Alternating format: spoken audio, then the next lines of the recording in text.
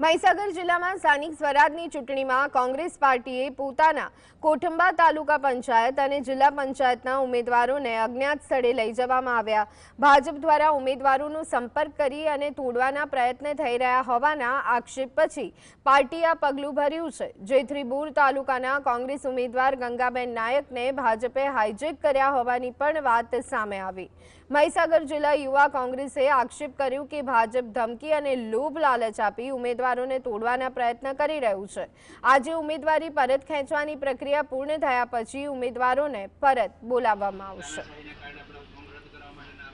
હું ખાસ કરીને કહીશ કે લુખ્ખા તત્વો દ્વારા એવું વાતાવરણ ઊભું કરવામાં આવે છે કે આ તાનાશાહીઓ દ્વારા અમારા ઉમેદવારોને ધાક ધમકી ખરીદવાના પ્રયત્નો ચાલી રહ્યા છે।